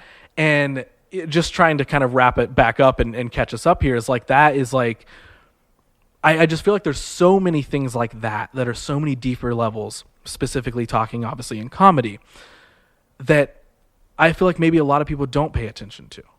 Of like you are putting yourself out there of here's things that I've dealt with, and now I'm sharing them with you, and I'm turning this into a joke so we can all kind of cope together. But it doesn't stop for me. Right. You know what I mean? It doesn't, like, because even though you welcome those DMs or those messages or that person coming up to you after a show, you've still got to be like, okay, I need to not let you down. Right. You know what I mean? Like, yeah, no, I love that so much. And like, I think it kind of brought me to this point of like, what do I want out of comedy? And I want to have fun and I want to fucking be happy. And I think with Bo Burnham's set, even this title or that whole special, just like make happy, it's like almost like a demand from the audience. It's like, no, you go make happy. Me need happy, you go do it. Right. And like maybe with his ending, it's like, all right, I'll do it. But like it's hard and I do it in this garage at my mom's and this is my real life. And yeah, I don't know. That's cool. Yeah. But there are some times where somebody will ask me to do a show. I don't really give a fuck if it pays or not. I want to know if I'm going to have fun. Mm-hmm. I'm like, well, are you cool? Is the audience cool? Where's it at? Like, if I don't think it's going to benefit me, just like my shitty little brain, I already have to work so hard to feel joy. If I don't think if it's gonna stress me out more than benefit me, I'm not gonna do it usually. Yeah, dude, it's 100% the same thing with any of the work that I do. It's like, but it's hard to draw that line for yourself. Yes, and it's not an easy boundary. It's not a clear boundary. No, and it takes a while to get there. Yeah, and sometimes you get there and then you're like, this is a mistake. Everyone here is a nightmare. Right. What am I doing? I mean, literally for me, just in the last year, I feel like I found that hard boundary. Yeah, it's so fucking difficult. Yes. And like it literally took me having enough, and trust me, there's been plenty of bad like business creative experiences over the years. But I think last year, everybody gets to say like 2020 was hard for everybody in general. So obviously last year being what it was, but then, when we did start getting work, I had, there was just this series of just like awful experiences, awful productions. And even if things like still went well, again, just like you said, did I have fun with that? Like, cool, I got paid, we created something. But how did I feel about that? And there was just this series of months where there was just a domino effect of one bad thing led to another. So it led me literally sitting and being like, I don't want to do this anymore. Yeah. At all? Like you wanted to quit? I literally wanted to be done. I was like, if this keeps up for another year, I will tap into something else that I do and I will just start doing that. I am not going to direct anything. I'm not going to do that. Damn. Like, I don't want to do this. Now, luckily, it's a story for another time, but like, found a way to work through that, figure out what it was I really wanted. How could I make myself happier? Because I feel like it's very easy to, you have all these series of goals, right? This level, then that level, then that level. You're so caught up on reaching those levels that I think sometimes, and I know at least my experience was reaching that level, I sort of forgot that I did that. Well, cool, I did that. But instead what I did when I got there was like, this was the level now. This was it. Hey, I made it. And I kind of forgot that it's like, well, no, there's another one. And then another one after that. Sure. And another one after that, where it's like, I didn't know I was being complacent, but sort of like saw it as such a big win of like, oh my God, I work for myself and look at all these projects we have. And so great. I did it. Of all things, like, in 2020, we have work. That's a huge thing. I'm not going to pretend like I can't really complain about that. Right. We had work during that year. But again, it's how it made me feel. So looking past all that, I was able to identify like, oh, this is a thing, this form of work, what I'm doing and expecting all these results was actually something that I checked off my to-do list a while ago. Damn. But I was allowing it to be my everyday, like, this is the thing that I identify with this so much, rather than what can I grow to next? What is, you can still like this thing. You don't have to leave it behind. Yeah. But you need something else to be feeding you now. You need something, what's the next thing that makes you happy or satisfied? That's awesome. Which again, luckily I was like, okay, well, I understand what that is. And for me, it was not using all my time and energy to direct things for everybody else all the time. I need to start directing things for me. Oh, look at I need to start writing, self-care. doing these things that I want to do. And again, not easy to all of a sudden just wake up one day and be like, I know what it is. I know what the key is, but it happens. Yeah. No, and I love that. And that's so great for you. And I'm so happy you told me that. Because anyone struggles with that balance. But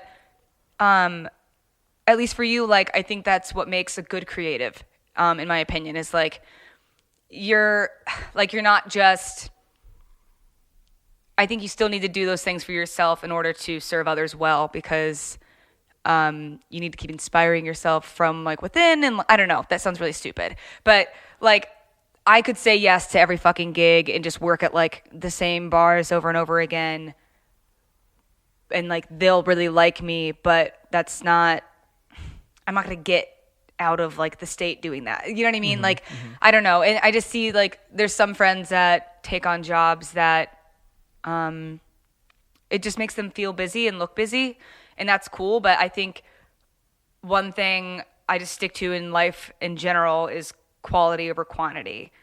And I just try so hard to like have one really fucking good show. I don't need to do 5 and exhaust myself. Like, I have dogs at home. Like, I just really like to give a couple things my all. And then, I don't know. I just don't like to, I've been somebody who's just, it sounds weird saying ground. Like, I would grind so hard, right? I'd work a million jobs. Yeah. I'd be like, oh yeah, I won't fucking sleep. I'll do the night shift at Giant Eagle. Like, I would just work so hard, and I was always just I had no personality, and I was a nightmare to be around. But but yeah, like it's nice to know where to draw those lines, really. And I think as a creative person who wants to continue to grow, you really need to fucking draw those solid lines and not die, I guess. Yes. Honestly, great goals. Great goals. I'm crashing from the Red Bull. I'm fucked. I'm fucked. Well, honestly, we're getting up there to where the episode would normally end. So you don't have to. I won't talk to you for too much longer. No, you're great. I'm not making any sense. So no, you are. You totally are. So I do kind of want to catch us back up here. So, you officially enter the world of comedy, and you're writing sets, and you're performing sets, and all this sort of stuff, and you're dealing with the setbacks, whatever it is.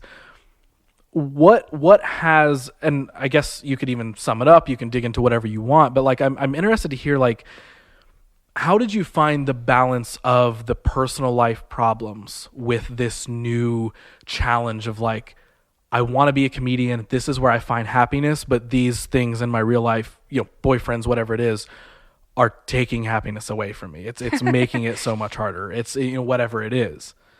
Wow, that's a great question. I think once I found comedy and it felt like it was going well, I kept my nose down, and I worked really hard, and I took any gig I could, and I just feel like I blinked, and I was like, ugh, like, I don't do anything other than worry about shows and being on shows and all this shit. Like, I do not take care of myself. I'm eating donuts on the way to shows after bartending for 14 hours. And I think what's great about comedy in my, like, the way my career has gone, was it showed me that I wasn't alone in my, like, past trauma. I was like, sweet. And then I got to meet all these other comedians, and we all have our issues. Anybody, comedian or not, has their stuff. And I just found that being so vocal about it, even on my social media, just like posting pictures of me crying all the time, like, life sucks. I have no groceries. Please kill me. Like, I found people being like, oh, thanks for like saying that you're sad all the time on the internet, because I'm sad too. And I was like, yeah, you're welcome. I'm very mentally stable. Right. Check in on me next week. I might not be here. But I think I found just through meeting friends and even just audience members and other people, that I deserved to look into some of my issues, because I was like, wow, I've got a lot of them. And I wanted to obviously get out of these kind of habits of being with people that are terrible and thinking I deserved less and feeling like an imposter in general. So I think comedy was like, a lot of people will say like, oh yeah, comedy's my therapy. And yeah, total truth to that. And it just feels good, even if you're one-on-one with a friend and it's fucking midnight and you're at Dick's Den and you're just like, can I dish, dude? Like, can I please dish? Like, that's so valuable. And just having those human connections in general. And like, I just don't give a fuck what I say anymore, really. Like, yeah, I deal with daily struggles. I fucking do. Oh my God. And like, who doesn't and how don't you? Like, if you need shit to be anxious about, I'll send you links. Like, there's so many things. And I just like, I've met people over the years, and like, I dated a guy who was just like, you're so miserable to be around when you're depressed. And I was like, I guess this won't work. This will not work. Yeah, I don't know. I just like, I think comedy has like saved me in that way, with mental illness, and just realizing it's super normal and that other people struggle too. So can we dip into the relationship stuff a little bit? Because I Yeah. feel like that is a incredibly valuable thing for people to hear. Sure. Now, obviously, everybody has their own experiences, different levels of wild or cool or crazy or bad or whatever with relationships. Like, I've had my own experiences that have, for sure, like given me long-lasting like things that are anchors that I'm trying to get rid of. Sure. So I feel like there's always a value in just honestly people talking about those things, and especially like the stuff that you've already revealed out of your story.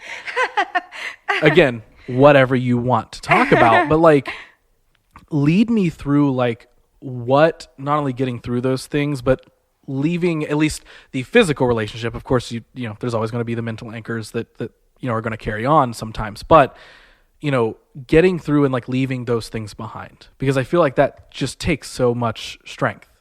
Yeah, I think at a certain point with I always refer to these like two people I dated in like high school, college, and like I think once my mother passed away and I just felt so miserable and really like stepped back and like understood that like everyone dies. Like I was just so like, my friend had been murdered and then my mom fucking died, and I was like, okay, so if death is coming for me, I should give a fuck, and I should not let people talk down to me and use me and emotionally and physically abuse me. And I think in a way I was at rock bottom, and I was just like, I dare you to try to hurt me more, because I'm just literally shattered. I'm a million fucking pieces. Like, there's nothing you could say or do to hurt me more than I already am.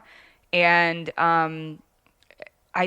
I think I just got to the point where I luckily had enough friends and stuff that kind of saw how bad things were, and like, hats fucking off to them, because once you're in that kind of relationship, sometimes you don't realize how bad it is, and you've adapted in so many sad ways that you're like, oh no, he just texts me 30 times in 1 minute because he loves me. Oh my God. But then before you know it, you're telling your family that they can't have your new address because you're afraid of them. And like, it's God, this is such a bummer. I'm sorry. No, it's great. Yeah, I mean, it took a lot of strength, and again, I feel like wildly privileged. Like, I listened to so much fucking Dateline. Literally before I came here, I listened to one where a girl had a stalker ex-boyfriend and now she's dead, and I'm just like, oh man, I have it so good. Like, fuck. And I don't know. I felt like I was at the bottom of the barrel, and I wanted to give life a chance because I was so miserable, and I had so many great people around me that saw joy in me and saw the funny side of me, and I'm really grateful for them. So it made leaving abusive relationships a lot easier. So I know I'm putting you on the spot here. You're great. If somebody's listening to this that went through or is going through similar things, and they were sitting across from you asking you those things, I know. No, I love this. Whenever I ask guests about giving advice, everyone's like, well, I'm not the person to give advice. No one expects perfect advice from anybody. Right. You know, everyone, you know, you're just going to give your own experiences. But if somebody's listening to that, going through that, or has gone through that and hasn't, you know, really been able to move on from it, what would you say to those people? Okay, I would say that the pain that you're experiencing will go away. And there's people there, like the people that you know, they're there, but like they don't fucking understand. And maybe this person, they love you or you think they do, but like go to your fucking family, go to your roommate, the people that like hang out with you and check in on you.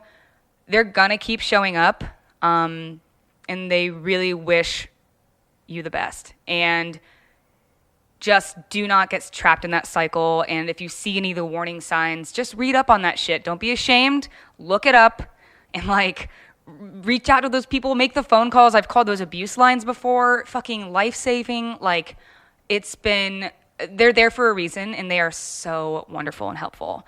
But the pain that you're experiencing, it feels like forever, and it feels like you're not good enough, and it feels like it will never go away. But truly, there are people there for you and resources if you don't have the people in arm's reach. So, yeah.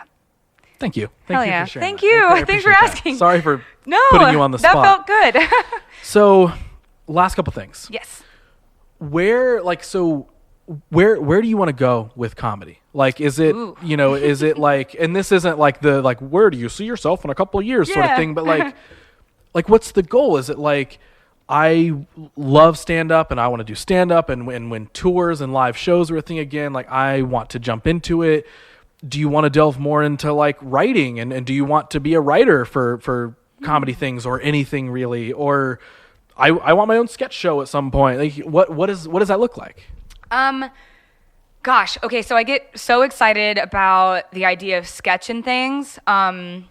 I really hope I get invited on more projects because I don't have the fucking means. I don't know how to do any of those things. Can I interrupt you really quick? Yeah.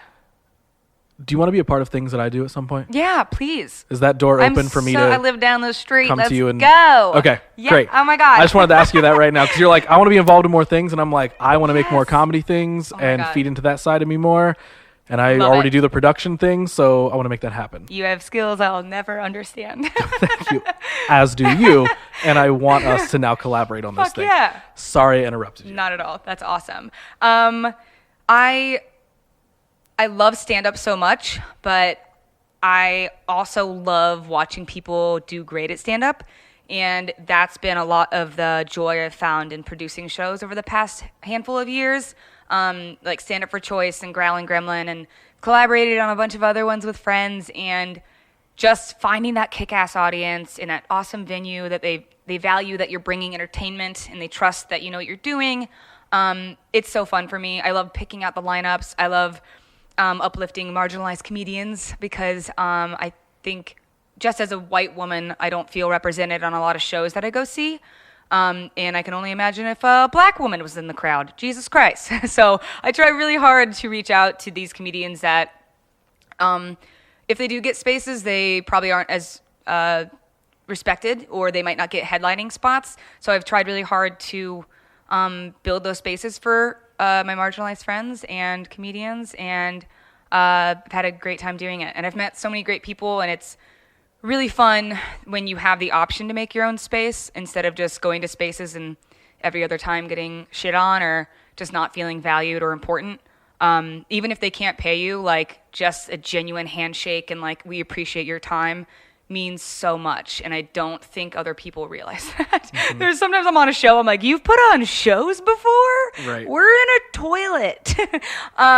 Yeah, so I think I just love the producing side, and I want to get into other things. Like improv is amazing to me. I mean, as we know, we both love it. Who's lying? But I don't think I'm good at it. But I would love to write more and act more, and I don't know, just collaborate with cool people and always build spaces for others. I'm down to tour and shit for sure, but I think producing is where I'm gonna definitely keep working. Dude, I love it. I love it. I love that. Yay. Okay. I'm going to put you on the spot 2 more times. Okay. And then we will wrap up. Okay. So if somebody's listening right now who wants to delve into the world of comedy, or maybe even just in general wants to tap into that creative thing that they've been wondering about, like, oh my God, I want to try this thing, but I don't know. I want to try stand up, or I want to try my hand at writing comedy. I just don't know how to get started. Yeah. Standing on a stage, when events are a thing, standing on a stage sounds incredibly scary. Presenting comedy to somebody, how do I even begin doing that? How do I get these thoughts, these jokes out? So if somebody's listening who wants to get started in that stuff, what would you tell that person? Ooh, okay. I'm still scared every time I go on stage.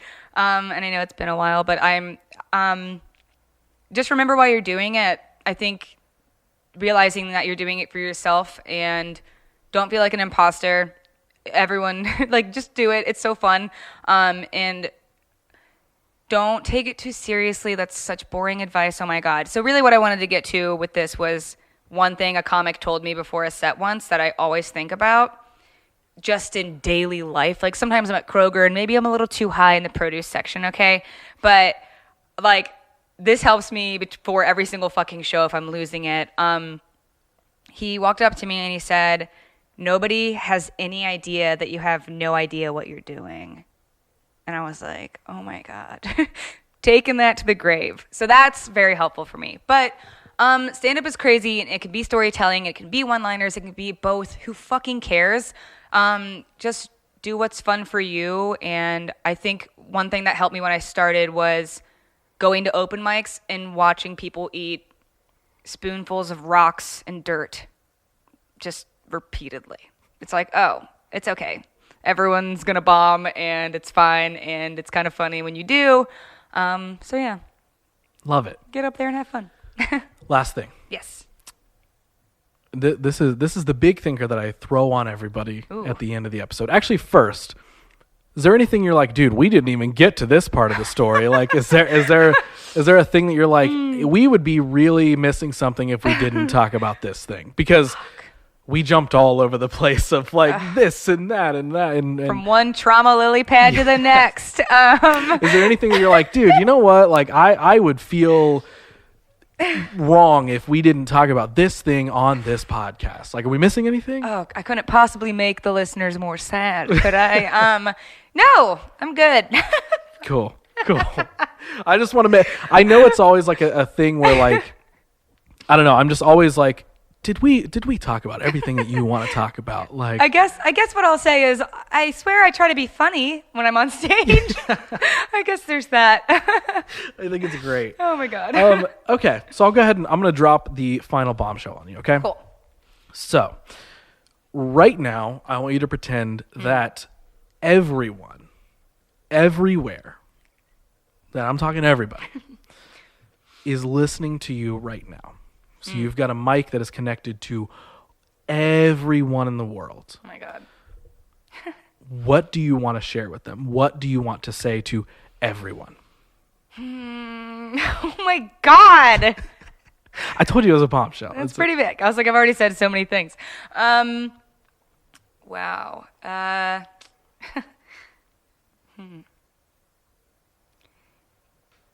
Your happiness comes first. And you deserve every day to fucking wake up and explore that. I love it. I think that's it. I love it. I think that was freaking great. Thank you. Dude, that was so much fun. Thank you. Oh my God. I had a blast. I'm glad that you had fun. Yeah. That was like, you're not like, my God, dude, you made me freaking dig into all these things. You asked me so many questions. No, I appreciate that you went with all of it because I've been invited to podcasts and other kind of interviews, and they're like, I really want to hear about like the stuff that made you want to do comedy, even if it was kind of rough. And the moment I step into it, they change the subject, and I'm like, I get it. It's too much. I'm not fun to be around. So no. I think you were great to be around. I think you you. just shared an amazing story. I think all of that, like, you genuinely said so many incredibly valuable things in that episode. So I appreciate you sharing everything that you shared. Thank you for listening, and thank you for sharing so much with me. I've had a great time. Of course. Again, that is what I want this to be. So as long as you had a good time doing it, Absolutely. Mission accomplished. So before we officially say goodbye, Yes. let the listeners know, or the viewers on YouTube, where they can find you on the internet, where they can look up and check out all the things that you're doing, or if they want to talk to you about anything that we just talked about, where can they find you around the internet? I would just say my Instagram. So it's at Amber Marie Falter, my full fucking name for some reason. I haven't done a lot this year, obviously, but I have so many things planned, and I'm very excited to start doing more. So come say hi. Beautiful. I've got cute dogs or something. I don't know, at the very least. Perfect. Freaking perfect. Amber, thank you so freaking much. Thank you so much, Ross. This was great. I appreciate that. We're done. We did it. That's it. Cool. That's it.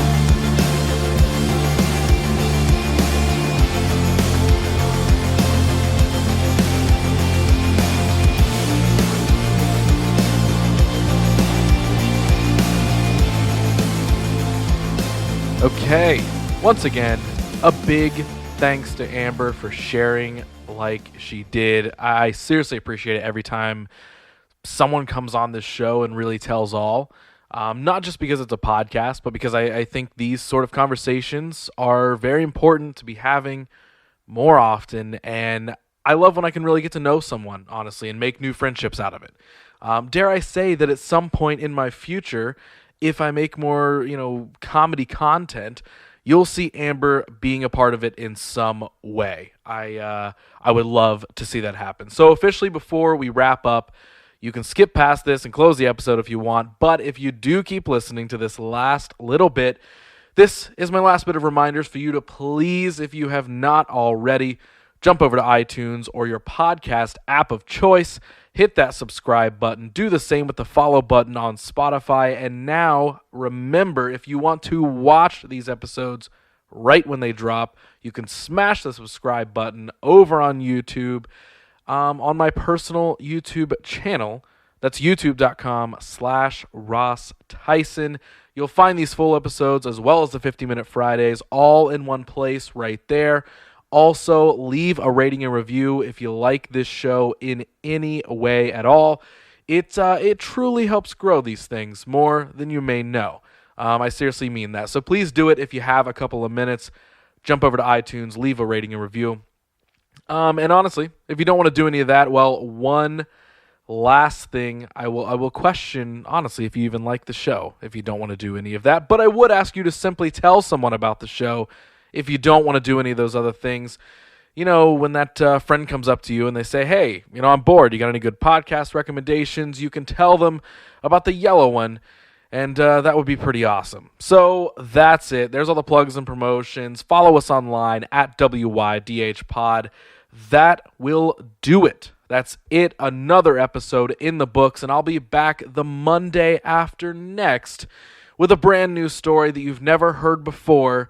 And until then, as always, thanks for listening.